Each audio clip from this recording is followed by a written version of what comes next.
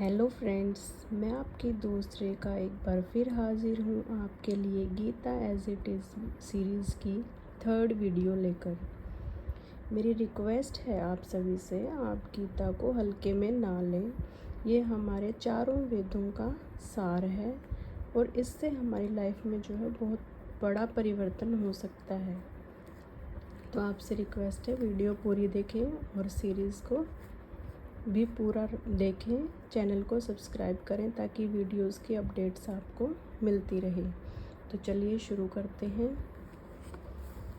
हम पहला अध्याय पढ़ रहे थे गीता का। इसमें जो है फर्स्ट वीडियो में हमने 1 to 10 श्लोक पढ़े थे और सेकंड में हमने 11 से 25 तक जो है पढ़ लिया था। आज हम 26 से स्टार्ट करेंगे।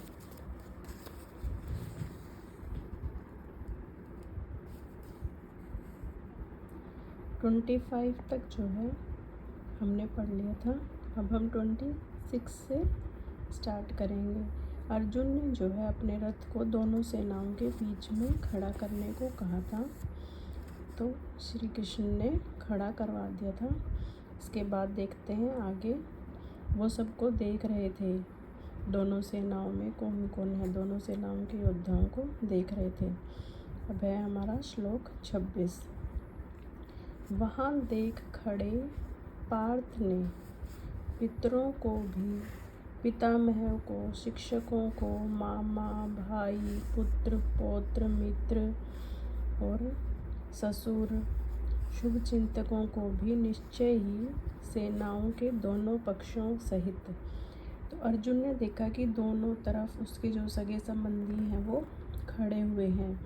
चाचा, मामा, ताऊ, भाई, पुत्र, पौत्र सभी खड़े हुए हैं। उसके शुभ चिंतक भी खड़े हुए हैं। 27 श्लोक।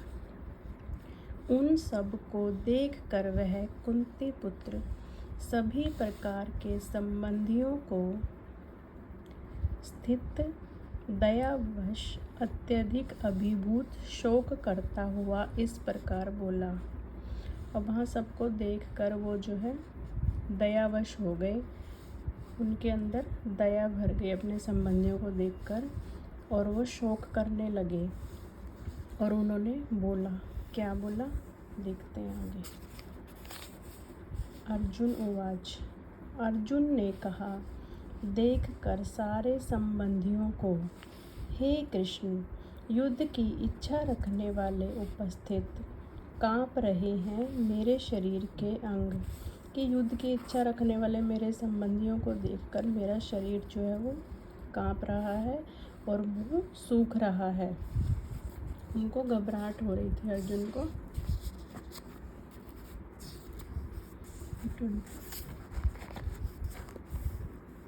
नेक्स्ट। शरीर का कंपन भी शरीर में मेरे रोमांच भी उत्पन्न हो रहा है। तो उनका शरीर जो है वो काँप रहा था और उनके उनके रोंगटे खड़े हो रहे थे। और उनका जो गांडीव धनुष था वो छूट रहा था उनसे, वो उसको पकड़ने में सक्षम नहीं थे। और त्वचा भी निश्चय ही जल रही है और उनकी स्किन पे भी जलन हो रही थी। नाउ 30th श्लोक है ये हमारा। नहीं भी समर्थ हूँ खड़े होने में। उन्होंने कहा कि मैं खड़े होने में समर्थ नहीं हूँ। भूलता हुआ सदृश तथा मेरा मन कारण भी देखता हूँ। बिल्कुल उल्टा, हे केशी असुर के मारने वाले। केशव जो है वो कृष्ण का पर्यायवाची है। तो अर्जुन कह रहे हैं कि मेरे से खड़ा नहीं हुआ जा रहा है और मैं अपने आप को भी भूल रहा हूँ। ये सब देखकर मेरा सिर चकरा रहा है। नाउ श्लोक नंबर 31। न तो भी कल्याण पहले से देख रहा हूँ मारकर। कह रहे हैं कि इनको मारकर मेरा कल्याण नहीं हो सकता, कल्याण भी नहीं हो सकता। इनको मारकर मेरा कल्याण भी नहीं हो सकता। अपने संबंधियों को मारकर युद्ध में न तो आकांक्षा करता हूँ विजय, और ना ही मैं विजय की आकांक्षा करता हूँ, और न तो भी राज्य उसका सुख भी, और ना मैं राज्य सुख भोगने की इच्छा रखता हूँ। मैं अपने सगे संबंधियों को मारकर किसी भी प्रकार के सुख या राज्य भोग की इच्छा नहीं रखता हूँ। श्लोक 32 है ये। इसका ट्रांसलेशन जो है वो नेक्स्ट पेज पे है। इसमें 4 श्लोक हैं इकट्ठे, 32, 33,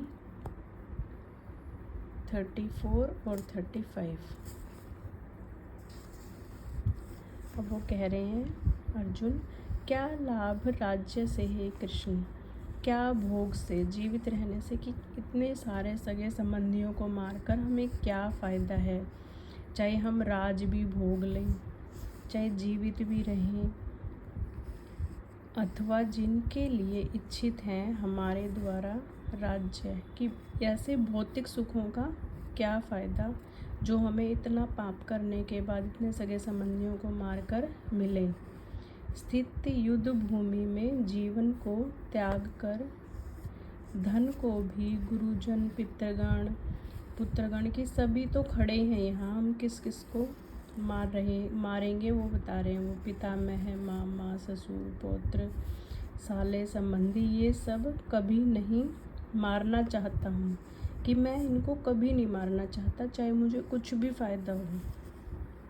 संबंधी तथा ये सब कभी नहीं मारना चाहता हूँ। मारे जाने पर भी हे मधु असुर, मधुसूदन जो है वो कृष्ण का पर्यायवाची है, तो भी तीनों लोकों में राज्य के विनिमय में क्या कहा जाए। पृथ्वी के लिए मार कर धृतराष्ट्र के पुत्रों को हमारी क्या प्रसन्नता होगी, हे जीवों के पालक, कि मैं इनको कभी नहीं मारना चाहता हूँ, चाहे मुझे 3 लोकों का राज्य ही क्यों ना मिल जाए। पृथ्वी की तो बात ही छोड़ो, क्या कहा जाए विनिमय में। विनिमय का मतलब समझते हो ना आप, कि फ़ायदे में चाहे मुझे 3 लोकों का राज भी क्यों ना मिल जाए। पृथ्वी की तो बात ही छोड़ो आप, पृथ्वी के लिए मैं धृतराष्ट्र के पुत्रों को मारकर प्रसन्न नहीं हो सकता।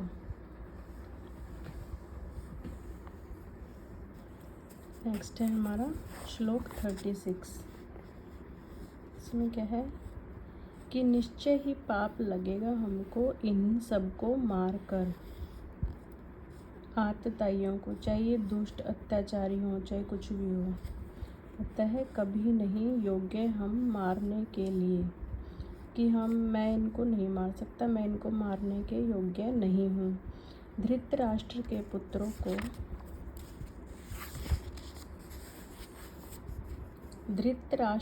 पुत्रों को उनके मित्रों सहित कुटुंबियों को निश्चय ही कैसे मारकर सुखी होंगे हम, हे लक्ष्मीपति कृष्ण। ये कृष्ण का पर्यायवाची है लक्ष्मीपति।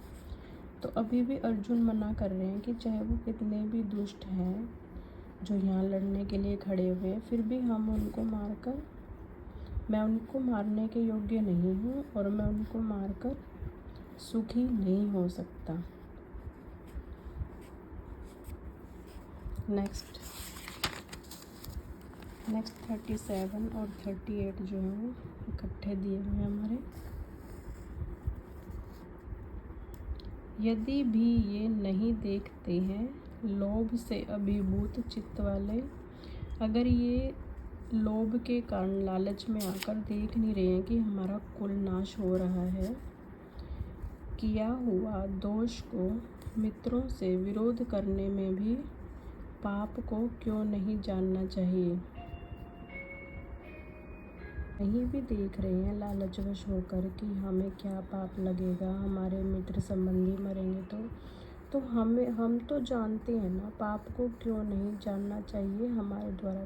तो हम तो जानते हैं ना कि हमें क्या पाप लगेगा, तो हमें तो नहीं करना चाहिए ना। पापों से इन बंद करने के लिए वंश का नाश हो जाने पर अपराध देखने वालों के द्वारा कि हम जिन्हें दिख रहा है कि हमारा वंश नाश होगा और हमें पाप लगेगा, तो हमें तो नहीं करना चाहिए ना पाप। हे कृष्ण।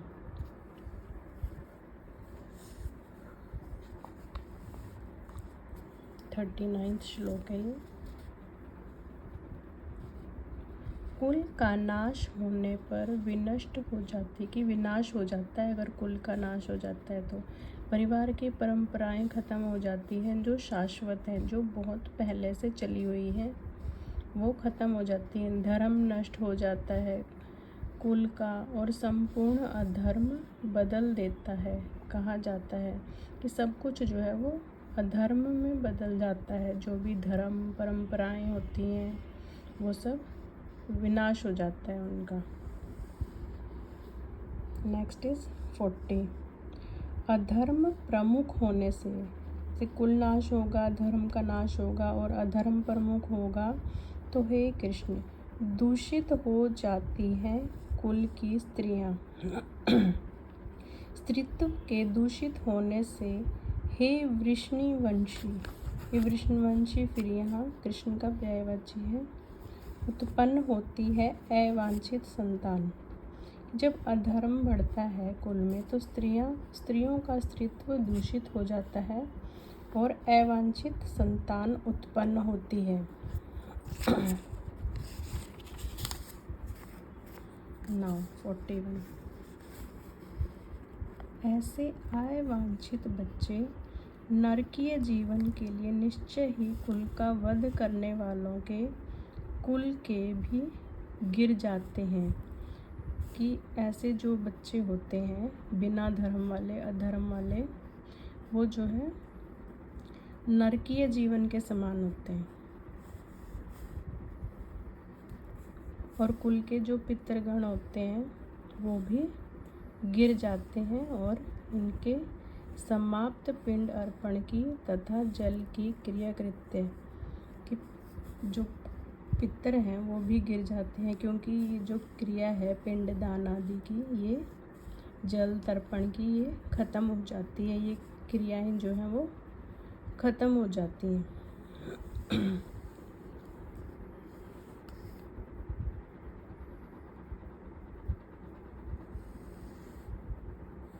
नेक्स्ट है 42। इसका ट्रांसलेशन यहाँ पर है।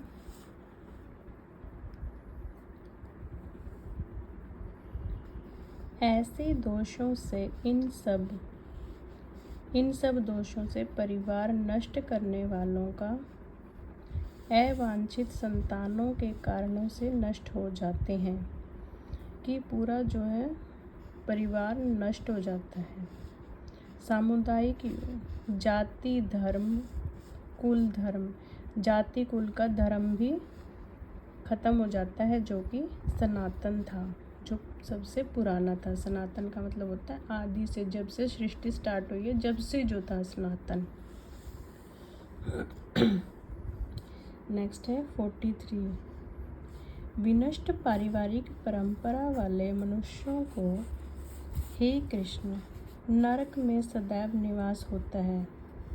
तो ऐसे पारिवारिक परंपराओं वाले लोगों का जो है वो नरक में वास होता है। इस प्रकार अनुशुश्रूषम, गुरु परंपरा से मैंने सुना है, कि मैंने अपने गुरुओं से सुना है कि ऐसे विनष्ट कुल के परिवारों का जो है नरक में निवास होता है। नेक्स्ट 44। अब 44 में अर्जुन कह रहे हैं कि ओह कितना आश्चर्य है, यह महान, ये कितना महान आश्चर्य है कि हमने पाप कर्म करने के लिए निश्चय किया है, क्योंकि राज्य सुख के लालच में आकर अपने संबंधियों को मारने के लिए तत्पर हैं। अब 45 देखते हैं। अर्जुन कह रहे हैं, यदि मुझको प्रतिरोध न करने के कारण बिना हथियार के कि मैं निहत्था रहूं और धृतराष्ट्र के पुत्र शस्त्रधारी हों, वो हथियार उठाएं युद्ध भूमि में वह मार दे मुझे, मेरे लिए श्रेष्ठकर होगा। कि इससे अच्छा तो मेरे लिए ये है कि मैं बिना लड़े, बिना हथियार उठाए ही धृतराष्ट्र के पुत्रों द्वारा, जिन्होंने शस्त्र उठा रखे हैं, उनके द्वारा निहत्था ही मारा जाऊं। नेक्स्ट लास्ट श्लोक है ये अध्याय 1 का। संजय ने कहा, इस प्रकार कहकर अर्जुन युद्ध भूमि में रथ के आसन पर पुनः बैठ गया। एक ओर रखकर बाणों सहित धनुष को शोक से संतप्त उद्विग्न मन के भीतर, कि ऐसा बोलकर अर्जुन जो है अपने मन में बहुत दुखी होकर शोक करने लगे और उन्होंने अपना धनुष और बाण एक साइड रख दिया और रथ के आसन पर बैठ गए। तो इस तरह हमारा अध्याय 1 कंप्लीट हो गया है। आपने देखा कि अर्जुन जो है वो बिल्कुल भी युद्ध करना नहीं चाहते हैं किसी भी कीमत पर, चाहे वो मर ही क्यों ना जाए। तो नेक्स्ट वीडियो से जो है हम अध्याय 2 शुरू करेंगे। तब तक के लिए आप चैनल को ज़्यादा से ज़्यादा शेयर करें और सब्सक्राइब करें, ताकि ये जो ज्ञान है वो ज़्यादा से ज़्यादा लोगों तक पहुंच सके। Thanks for watching.